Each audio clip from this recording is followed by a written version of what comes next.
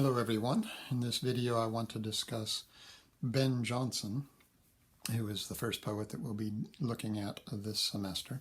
A few words about his biography. Ben Jonson was born in 1572, so as you can see he's about 10 years younger than Shakespeare, who was born in 1572, and lived until 1637. He was born in the city of London. His father was a bricklayer. And there are some, and indeed for a while, Jonson worked for his father in that trade, and there are some who would see in the careful craftsmanship of his lyric poetry a kind of holdover from his father, and a kind of inheritance from his father's skills in that craft. He was educated at a very fine school, Westminster, and then, as I say, spent some time as a apprentice to his father. 1598 he got into a spot of trouble, was imprisoned. Also in 1598, by the way, apparently, according to his own account, he killed a man in a duel and was managed to escape more severe punishment by pleading benefit of clergy.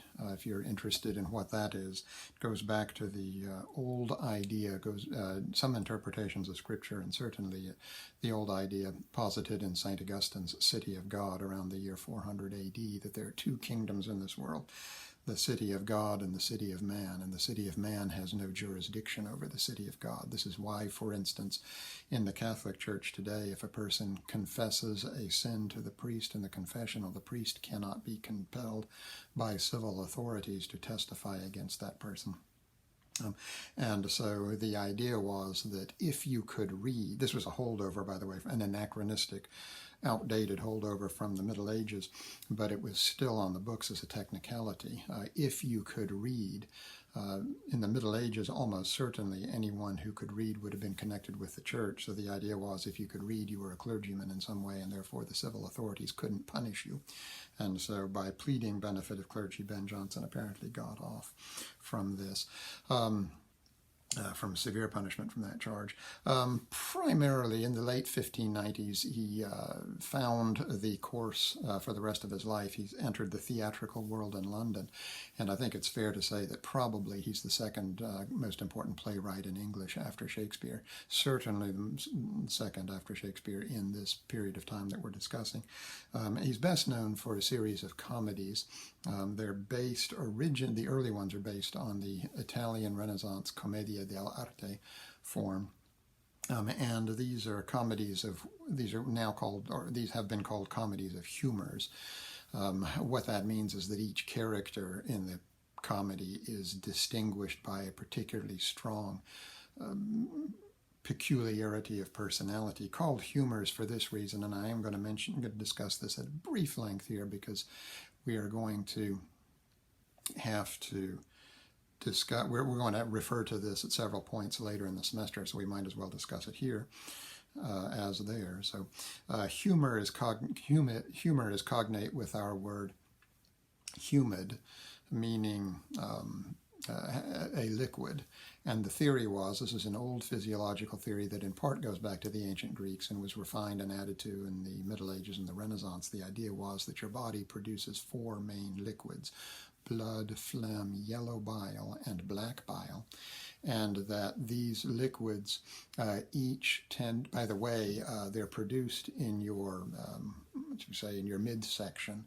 And because your midsection is hot, these eventually turn into a vapor. They let off a kind of steam or vapor that rises through your body and into your head and bathes your brain in whatever liquid is predominant in you.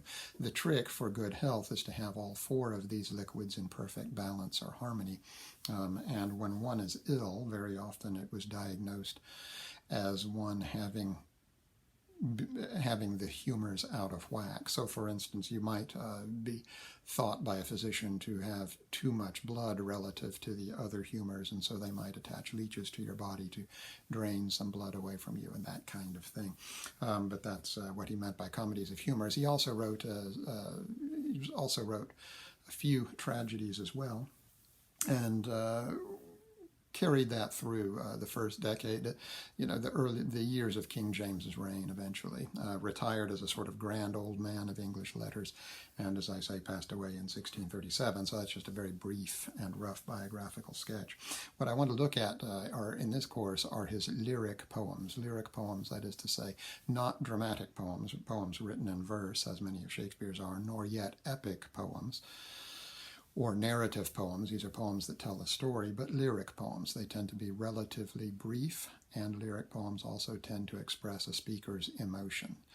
Called lyric because they were originally in ancient Greece composed to be sung to the accompaniment of a lyre. That is, you think of it as the ancient Greek form of guitar or harp, and that's why today we still, even in popular music, we still talk about the words to popular songs as the lyrics. So Jonson's lyric poetry, again, short poems that tend to express the speaker's emotions. And in his lyric poetry, you can see the main hallmarks of Jonson's style. On the whole, I think it's fair to call Jonson a classical or a neoclassical writer. By classical, as we mentioned last time, we're referring to the world of ancient Greece and Rome. And so as a neoclassical writer, as a person who is deliberately trying to model his writing on the style of the ancient Greek and Roman classics, we mean Ben Jonson was trying to accomplish several things. The first is what we would call a kind of surface clarity. As you read Ben Jonson's poems, it's not really very difficult to understand what they mean. It may be difficult to interpret this line or that line in particular, but the general sense of the poem is pretty easy to understand. And so he's not trying to hide meaning. He's not trying to be enormously elaborate or present the reader with interpretive puzzles here. These are what we might call poetry of statement. He says pretty clearly in his poetry what it is he means to say. I should hasten to add that doesn't mean that there's not artistry. That doesn't mean that you can't find artistry below the surface. Not that it's hidden, but that if you look carefully beyond what the poem just simply says, you might find some Jonson availing himself of some interesting poetic techniques, but basically, surface clarity is what he's after. Another hallmark of neoclassical poetry, and I think it's fair to say that Jonson, to some extent in a course like this, you have to indulge in these broad overgeneralizations, and if we're going to do that, I think then it's reasonably fair to say that Jonson essentially created the neoclassical style. In lyric poetry, in English lyric poetry, the Renaissance. In addition to surface clarity, there's also a sense of the conventional about his poems. So typically in his poems, he is going to say, on whatever his subject is, the kind of thing that you would expect a person to say. So, when you're introduced to someone for the first time at a party and you have to carry on a conversation, there are certain, shall we say, canned topics that you might raise and certain conventional opinions that you might express. The same thing is true of Jonson's writing. And the reason for that is because the idea is that the ancient Greeks and Romans had developed poetry to a pretty high art, and you're not going to be able to outdo them. The best you can do is master the kinds of things they say, cultivate the attitudes they cultivated, and then translate those into native English poetry. And a perfect example of what I mean by conventional is the two poems on the death of his son and his daughter. He doesn't say in those poems anything truly staggering or original. Those poems more or less say what you would expect poems on the death of a child to say. So they're conventional in that sense. They're not trite or cliched. He makes sure that he's got enough invention of language and expression to avoid that trap. But in terms of ideas, generally speaking, he does what a later neoclassical writer, Alexander Pope, is going to call is going to describe as what oft was thought but ne'er so well expressed. The general ideas that most people have, but the point is to try to express them very clearly and well. Another hallmark of classicism, I would say, is public concerns. Aside from the two poems on his children's death, and I've just mentioned how those are generally conventional in expression, so they're public in that sense. Jonson is not going to he's not going to be an introspective poet and give us the deep, soul-searching statements of his deepest opinions about one thing or another. These are not poems primarily of self-expression. As I say, they're poems that he is writing to leave a legacy. He's trying to provide rather highly polished works of art, very good in technique. So he is going to tend to talk about public figures. He's going to tend to talk about public ideas. Again, very different from, say, the Romantic poets like Byron or like Shelley, who are pouring forth their soul, their individual souls in their poems, trying to express in their poems their own individual unique personalities. That's not really Jonson at all. And then the final hallmark of Jonson's classicism or neoclassicism, rather obviously, I guess, is direct classical allusion. You're going to see him refer to Greek characters from Greek mythology. You're going to see him refer to great writers from ancient Greece and Rome, and to concepts that the ancient Greeks and Romans held central in their lives. Those are going to appear in his poems as well. So for all these reasons, I would say we can speak of Jonson as a classical or neoclassical poet. First, his clarity of expression. Secondly, the conventional statements that his poetry contains. Thirdly, the fact that they tend to deal with public issues, public matters, not deeply private ones. And then finally, that they are directly allude to ideas from classical poetry. So with that as an introduction, then I thought we might look at a few of these, and we might briefly glance at the poem To William Camden, who was a headmaster there of Westminster School that Jonson attended when he was young. And here again you find fairly conventional praise. He's going to praise Camden for being a brilliant scholar in his capacity as headmaster of this school and a great teacher. And again, the charm of the poem lies in the freshness with which the freshness and clarity with which Jonson expresses those conventional ideas. Camden, most reverend head, to whom I owe all that I am, all that I know. By the way, speaking of public poetry, where you're concerned with in general, what other people are interested in. Part of that, and part of the avoiding of the highly individual and idiosyncratic, is going to be at least a display, whether sincere or not, at least a display of humility, not putting yourself first, but acknowledging the importance of others. And you'll find that as well explicitly here. He owes everything to Camden, even though he himself is not all that great. That gesture of modesty there at the end of, at the beginning of the third line, how nothing's that. To whom my country owes the great renown and name wherewith she goes.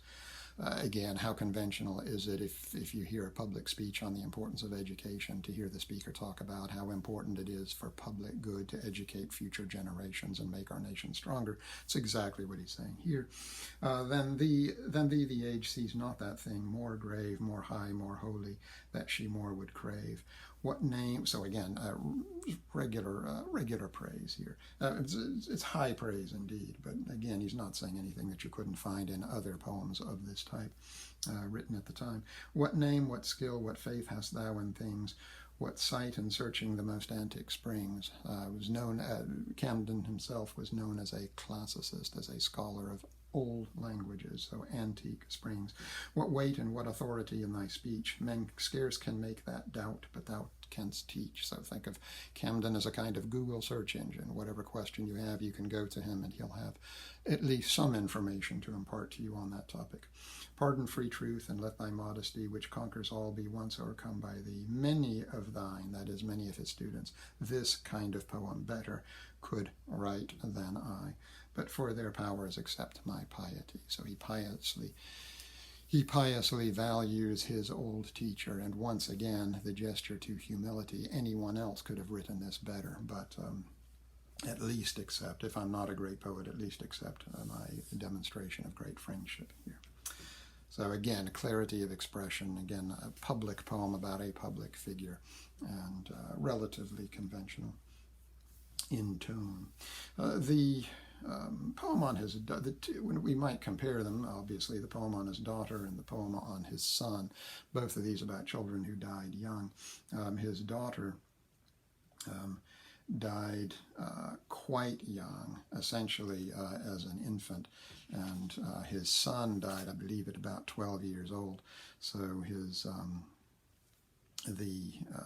actually no, he was 6 or 7 years old, but at any rate long enough for Jonson to have known him and for the child to have begun to develop a personality. That's not quite true of his daughter, who died much younger than that. In both of these poems, we get the conventional idea that children are lent to us by God; they're a gift, and therefore, if God sees fit to take them back, then so he must do. And this is a way of making sense of the tragic loss of a child, a way of coming to terms with one's grief. I do want to say a word about comparing these poems in terms of their meter. Do notice that the poem on his daughter is written in what we call iambic tetrameter, tetra meaning 4, so a meter of 4 iambs in each line. Now, an iamb is a 2-syllable sound. The first syllable is not stressed, the second is, so it sounds like da-dum, da-dum. So if you get 4 of those in a line, da-dum, da-dum, da-dum, da-dum, that's the rhythm of this poem. Here lies to each her parents' ruth, da-dum, da-dum, da-dum, da-dum.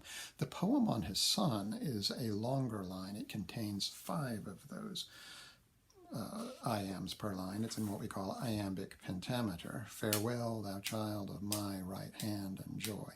And why the difference? Well, iambic pentameter is generally considered a weightier form, and iambic tetrameter is generally considered a lighter, more delicate form of expression. And I think the difference here may be due to the fact that his daughter died very young indeed, so young that her parents would have been sad indeed, formed an emotional bond with the child, but I don't know that the bond would have been much more than emotional, whereas his son was older, and Jonson no doubt will have had more than just simply an emotional bond to him. They will have been able to talk and carry on rudimentary conversations and that kind of thing. So perhaps the loss was more significant to Jonson because he had invested more time in his son, and therefore it was a more serious loss, and therefore is expressed in a more serious form.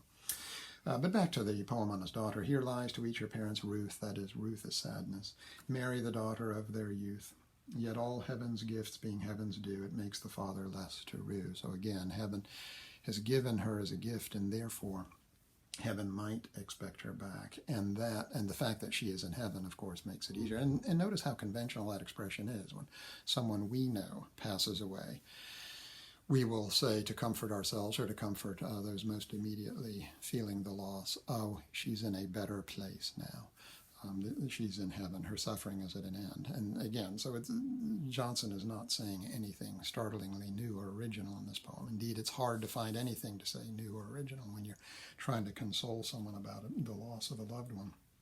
But the point isn't that he's trying to come up with something brilliant and which we say brilliant and original. Now, what he's trying to do is take the conventional and express it well. At 6 months' end, she parted hence with safety of her innocence.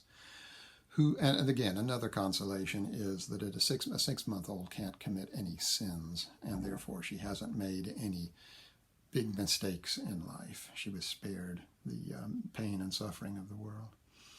Whose soul heaven's queen, this is Mary, the Virgin Mary, whose soul heaven's queen, whose name she bears, his daughter was also named Mary, in comfort of her mother's tears hath placed amongst her virgin train. So he imagines that Mary is surrounded by a group of young virgins in heaven, and that Mary has specifically selected their daughter Mary to be placed in her company, and that makes Mrs. Jonson happier to know that. While that severed doth remain, that severed is the body, right? The soul has gone on to heaven, but it has been severed from the body which remains here on earth. While that severed doth remain, this grave partakes the fleshly birth, again the body, which cover lightly gentle earth. So and again, it's a very conventional expression. That last line we see all over the place in Renaissance poetry as the last line of an elegy, that is a poem on the death of someone, asking the earth to lightly cover the body. So the body here will remain until the general resurrection, when it will be reunited with the soul. So again, fairly conventional ideas, but it's a delightful, and I shouldn't say delightful now, that's inappropriate given the subject matter, but it is very beautifully and poignantly expressed, I'll say. And then there's the poem on his son. Farewell, thou child of my right hand, and joy. There's a pun there because Benjamin in Hebrew means son of the right hand, as the tribe of Benjamin among the Hebrews. Farewell, thou child of my right hand, and joy. My sin was too much hope of thee, loved boy. So Jonson had loved his son too much, and so he feels the pain even more when the son is lost. 7 years thou art lent me, and thee I pay, exacted by thy fate on the just day. So 7 years, again, this notion that God has lent the child, but now is demanding the child back on the, shall we say, the due date, and so Jonson is having to pay those dues. Oh, could I lose all father now? I wish that he had never been a father, so that he wouldn't have felt this pain. Oh, could I lose all father now? For why will man lament that state he should envy? To have so soon scaped the world's and flesh's rage, and if no other misery yet age, that his son at least has died young enough that he is not going to feel the miseries and suffering of the world, and he's not going to live to an old age, which afflicts our bodies, and afflicts our minds as well, with all sorts of maladies. Rest in soft peace, and ask, say, here doth lie Ben Jonson, his best piece of poetry. So a nice analogy there. Again, not by no means original with Jonson, comparing his son to his poetical work. By the way, poetry comes from the Greek word poiein, which means to make. So in that sense, Jonson makes his poems, and Jonson also made this child.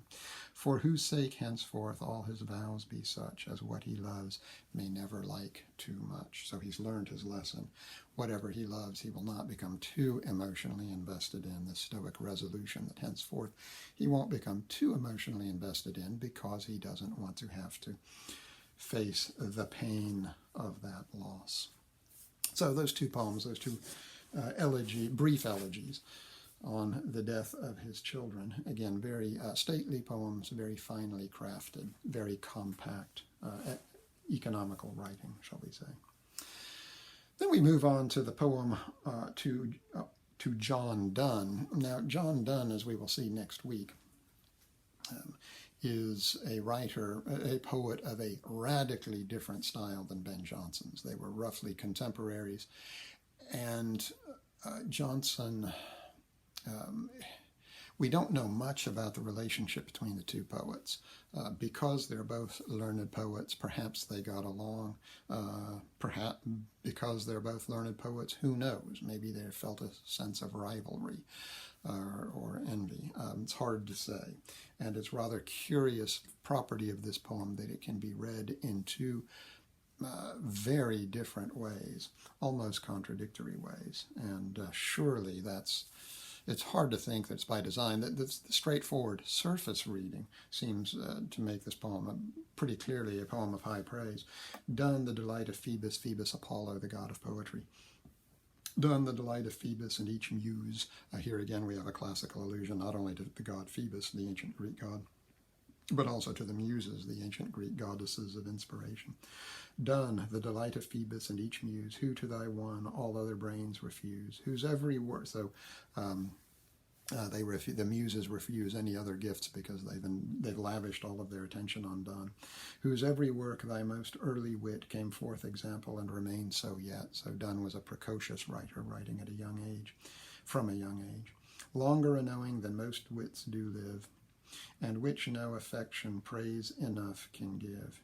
To your poetic talent, your language, letters, art, best life, which might with half mankind maintain a strife. So not only is he a great writer, but he's a person of deep learning and perfect character, shall we say. All which I mean to praise, and yet I would but leave because I cannot as I should. So it's a very nice statement that rather generally praising Donne for all of these great qualities, and then saying that Donne is so great that he can't possibly find words to praise him. So it's a very nice poem, straightforwardly set out. And yet one can read the poem and arrive at an almost opposite interpretation. Donne, the delight of Phoebus and each muse, who to thy one all other brains refuse, right? Kind of leftover, kind of garbage or leftover leavings that nobody wants. Whose every work of thy most early wit, yes, juvenile poem, kind of juvenile wit that he never grew out of. Perhaps that's what this line is saying. Came forth example and remains so yet, longer a knowing than most wits do live, and which no affection praise enough can give. To it thy language, letters, art's best life, which might with half mankind. So Donne puts, again, in this interpretation, Donne is put right at the 50th percentile, which is not the highest praise one can imagine. All which I mean to praise, and yet I would but leave because I cannot as I should. And so rather hurriedly closes the poem because the whole topic is distasteful to him. Who knows? For my money, I would say the first interpretation is most likely, but it is rather peculiar that almost every line of that poem could be read as a kind of backhanded compliment. So what to do with that poem, I'm not entirely sure, but there you go. And at this point, what I'd like to do is turn to two longer poems by Jonson, one of his absolute finest, To Penshurst, the great country house poem, and then his very famous poem, maybe the single most famous poem that he wrote because of its subject matter, on Shakespeare. So I don't know that we're going to look at every single line of these poems, but I want to get a good sense of these two longer ones.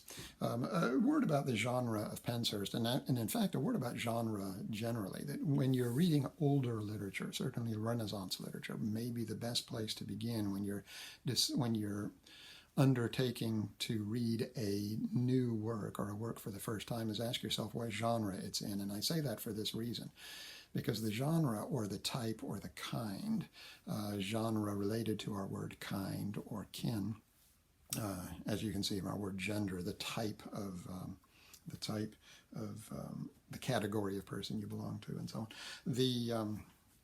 The older writers tended, and I touched on this kind of thing when I was discussing the conventional nature of Jonson's poetry. We're not striving for originality. Indeed, originality as a sine qua non of great art really is an introduction of the Romantic period. Again, if we want to be crude about these statements, of the Romantic period, let's say beginning around the year 1800. Jonson's writing 200 years before that.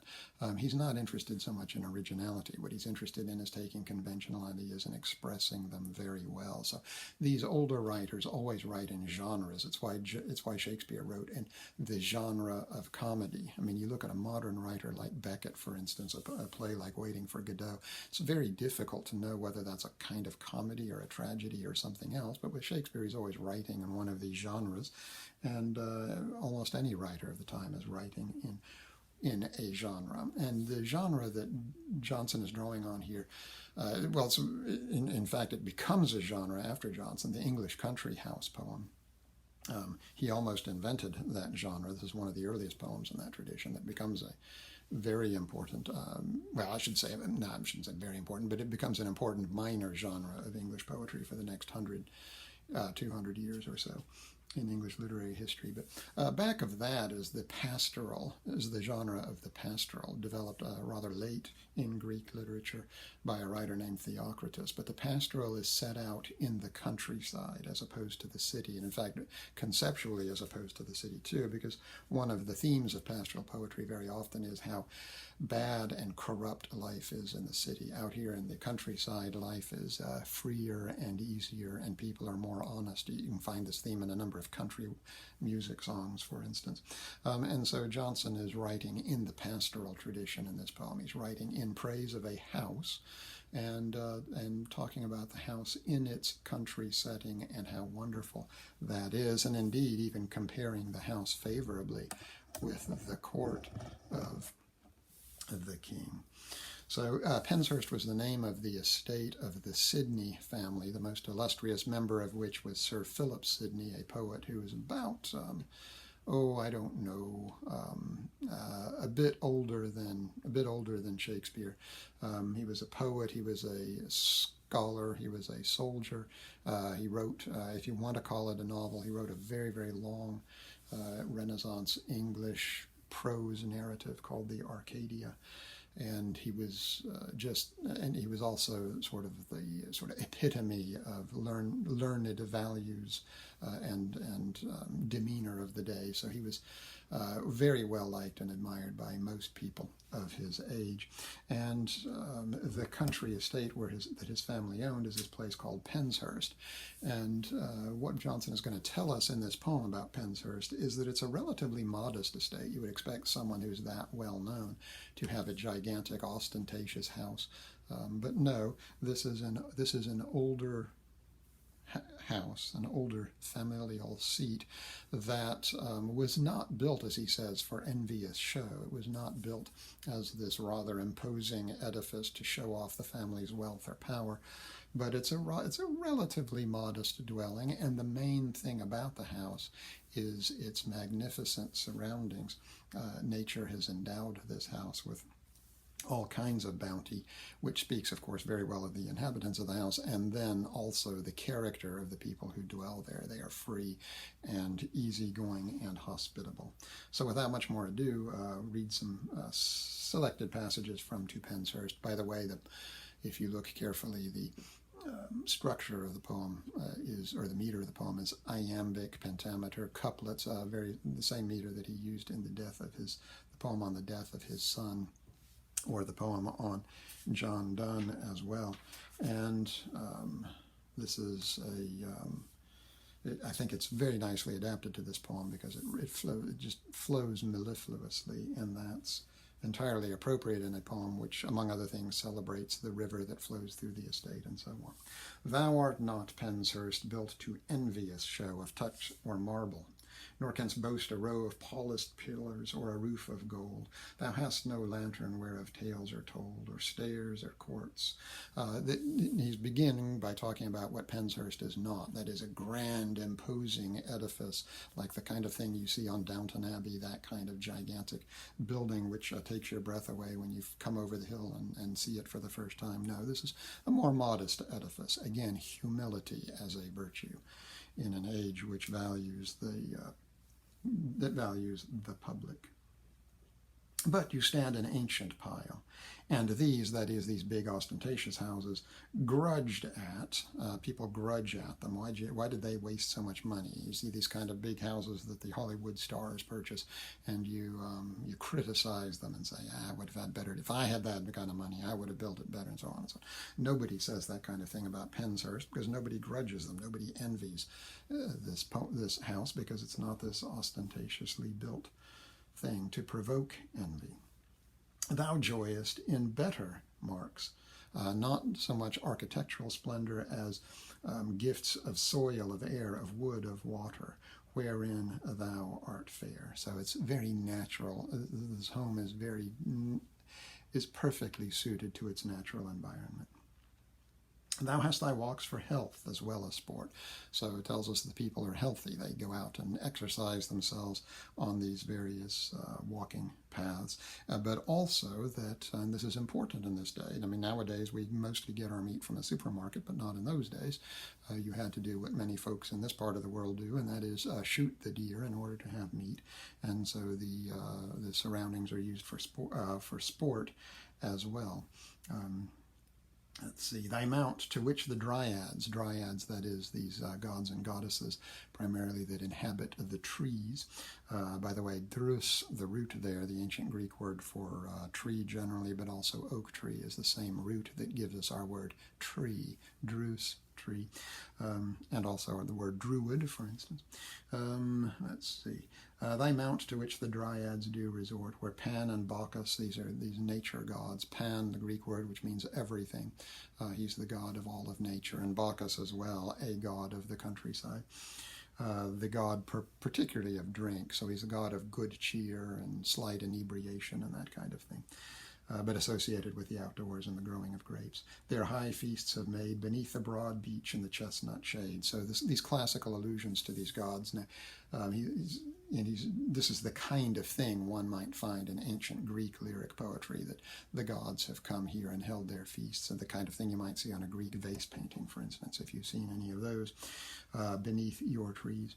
The taller tree, which of a nut was set at his great birth, so referring to the trees under which these gods have their feasts, this particular tree was planted at the birth of Sir Philip Sidney, the great as I say, writer and soldier and courtier, and so it has matured now, where all the muses met. There in the writhed bark are cut the names of many a sylvan, that is, many a person who lives out in the countryside, and so on.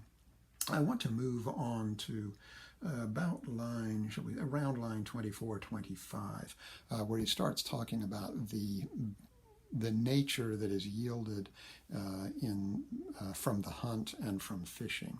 And I want to move on to his description of the river.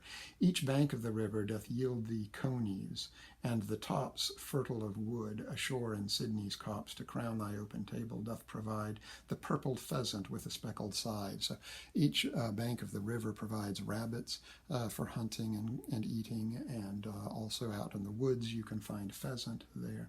The painted partridge lies in every field, and for thy mass is willing to be killed. So nature is so delighted with the virtues of the Sidney family that these birds give themselves up to be shot. And if the high swollen Medway fail thy dish, thou hast thy ponds that pay thee tribute fish, fat aged carps that run into thy net, and pikes now weary their own kind to eat. And so even the rivers, the ponds there yield as much fish as they can possibly want. And in addition to the gifts of nature, these external gifts, there's also the gifts of the sort of tenants that live on the estate and help farm it and help take care of it. And at various times of year, one or more times of the year, the family that owns the big house will have a celebration and invite all of the characters on the estate to come and partake of this celebration. We're going to read a poem explicitly about that a bit later in the semester by Robert Herrick.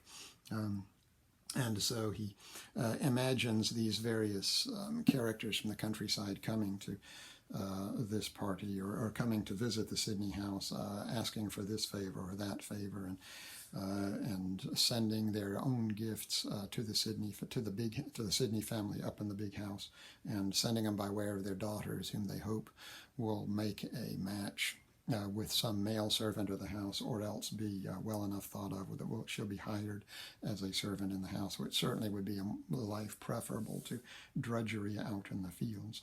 Let's see, some bring this is around line 51, actually a bit earlier, let's say at 48, but all come in, the farmer and the clown. A clown we might unkindly define as a redneck, a guy from the country.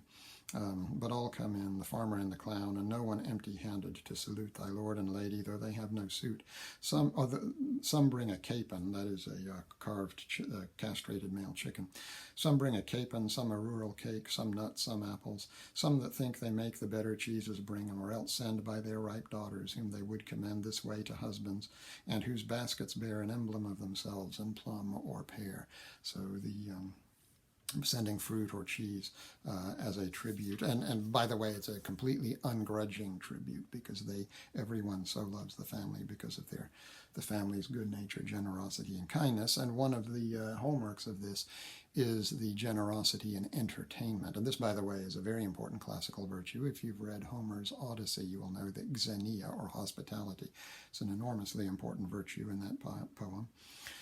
And so he imagines, if you're at the Sidney family, having been invited to dine, you don't have people standing there counting how much you have drunk, counting the silverware when you leave, that kind of thing. The point isn't to be stingy with their food. The point is, if they're going to invite you, they're going to be very generous and not worry about how much you consume. The whole point is to have a good time. right? As he says, this is around line 66 or so. Here no man tells my cups, that is, counts my cups. Counting and telling, as the bank teller, the one who counts the money that you're withdrawing for the day. Here no man tells my cups, nor standing by a waiter doth my gluttony envy, but gives me what I ask for, lets me eat. He knows below he shall find plenty meat. So down below in the kitchen, it's not as if it's not a zero-sum game here, that if he gives you seconds, that means he's not going to get anything to eat tonight. He knows there's plenty of meat in the servant's kitchen and plenty of meat here for the diners. And in fact, if we skip on to about line 76, even King James, who was on a hunting expedition and stopped by the house in order to spend a night and was entertained with dinner, found this kind of generosity. That found King James when hunting recently this way with his brave son, the prince. They saw thy fire shine bright on every hearth as the desires of thy penates. These are the ancient Roman gods of household gods of the hearth. Thy penates, which had been set on flame to entertain them, or the country came with all their zeal to warm their welcome here.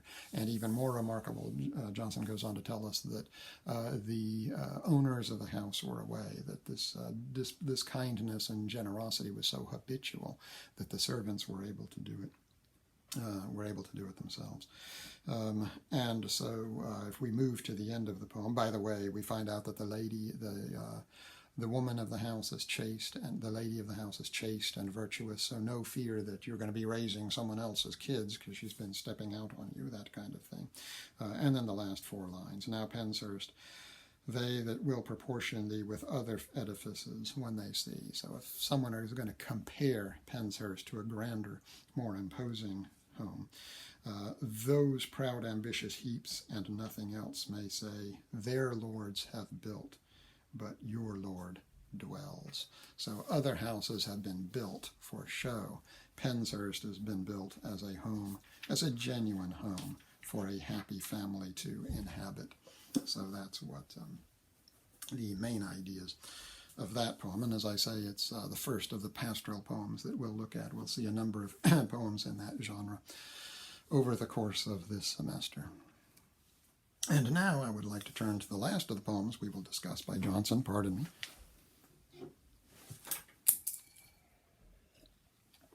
And that is the poem that he writes in tribute to Shakespeare. This is a poem that was included first in what we call the First Folio, one of the two most valuable books in the English language, the First Folio of Shakespeare. This is the first edition, the first collected edition of Shakespeare's plays, published a few years after Shakespeare's death in 1623. By the way, if you happen to find in your grandmother's attic a First Folio, or else I said English, a European book generally of considerable value as well, a Gutenberg Bible, if you find any of those in your parents' and your grandmother's attic, give them to me, and then I can retire in style.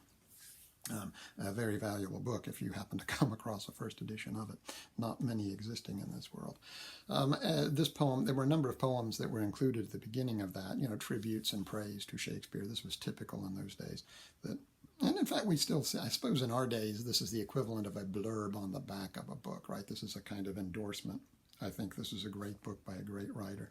Well, this is a blurb at some length. This is a blurb at the length of, 80 lines or so. So it's a long blurb, but it's a poem of high praise to Shakespeare. And it's an important poem as well, because occasionally you'll get these folks, usually not very great scholars, but people who get the idea that since we know so very little of Shakespeare's life and he's such a considerably great playwright, how in the world is it that someone this obscure could write something this great? And so there have been various theories that maybe Shakespeare didn't exist, or else that Shakespeare did exist, but it was someone else that wrote the plays and that kind of thing. So as I say, it's one of precious few documents we have attesting to the fact that this guy, William Shakespeare, really did write the plays, and it's a contemporary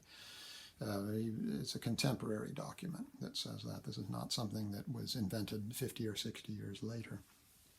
But this Jonson was and by the way, I might add too, if you're interested in, we don't know anything about the relationship, or almost nothing about the relationship between Jonson and Shakespeare, in terms of how well they knew one another personally, though they both lived in the city of London at the same time and both were in the theatrical world.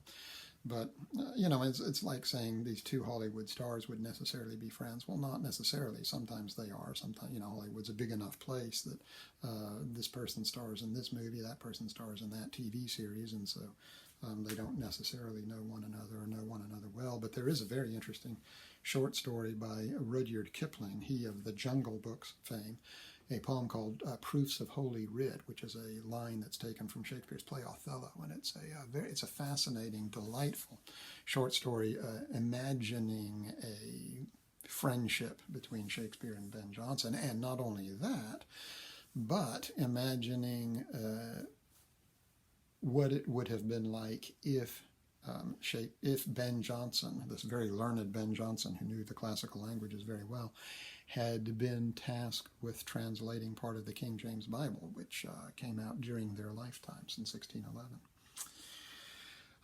I think I'm going to move over I'm not going to read in any detail the first 15 or 16 lines of the poem, because there he's basically talking about things that he might praise Shakespeare for, but he's not going to, because it would be too hackneyed. He wants to find some higher praise for Shakespeare. And this begins around line, 17? Yes. I therefore will begin. Soul of the age, the applause, delight, the wonder of our stage. My Shakespeare, rise. Now, mind you, this was after Shakespeare's death. My Shakespeare, rise. I will not lodge. Just incredibly high praise there, that Shakespeare is the embodiment of English drama.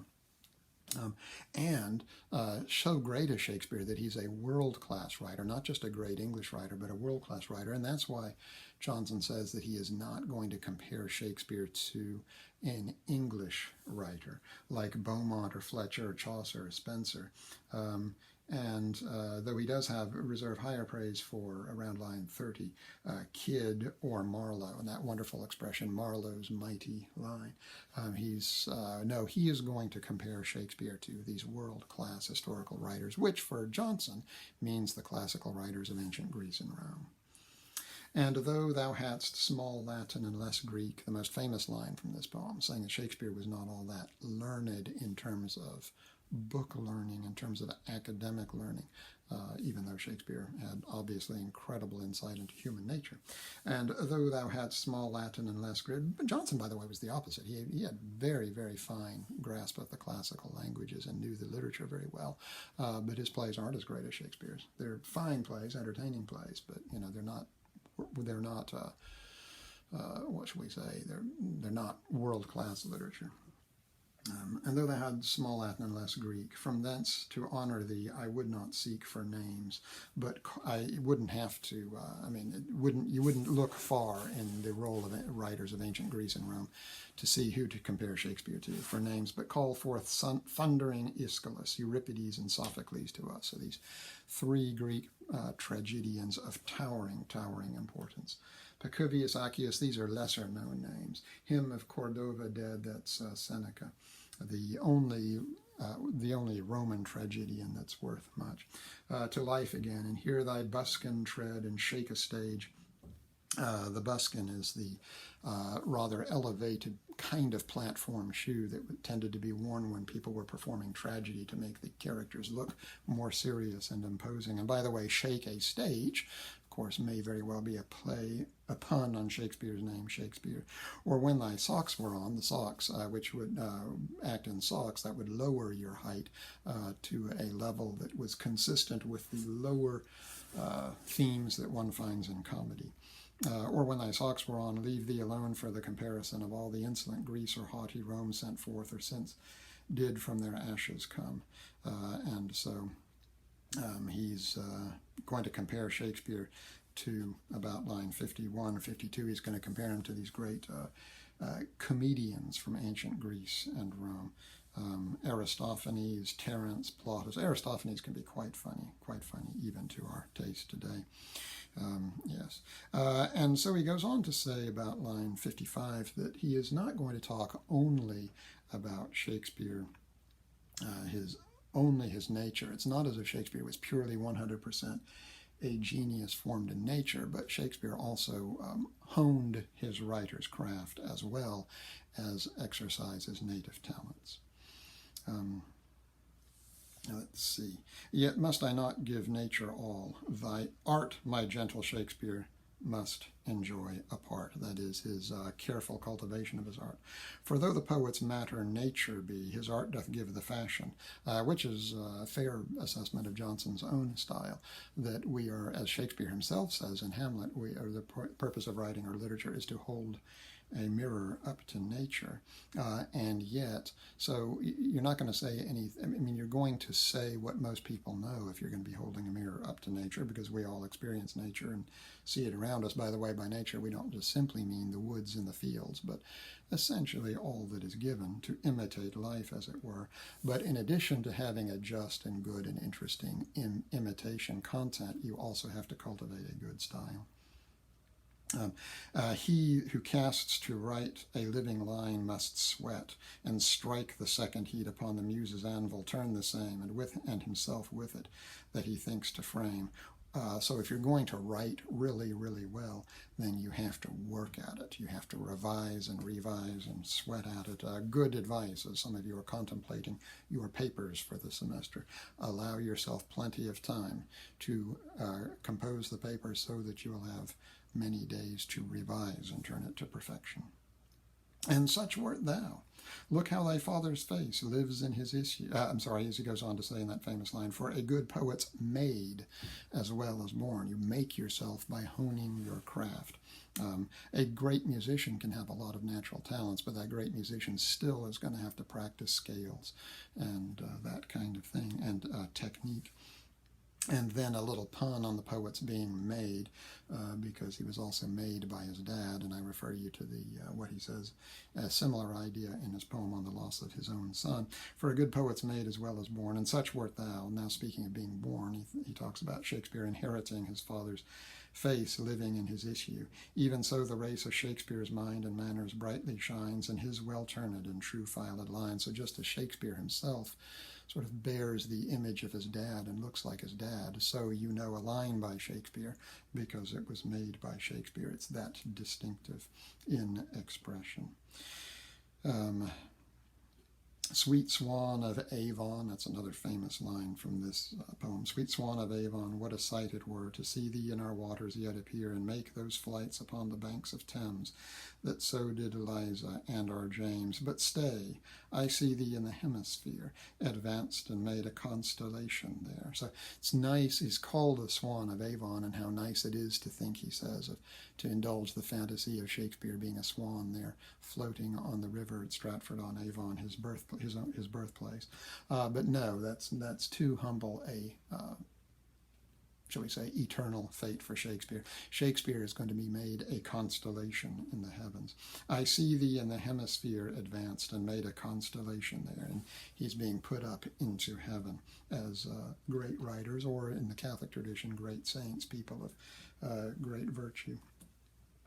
And made a constellation there. Shine forth, thou star of poets, and with rage or influence chide or cheer the drooping stage, which since thy flight from hence hath mourned like night, and despair's day, but for thy volume's light. And that's a nice touch there, a nice final line. That Shakespeare's volume gives light, gives information, imparts wisdom, but also that his collected works are light to the touch. No one accuses Shakespeare of being a heavy, overly learned poet like John Milton, of deep and heavy seriousness. His comedies in particular are just delightful and light of touch.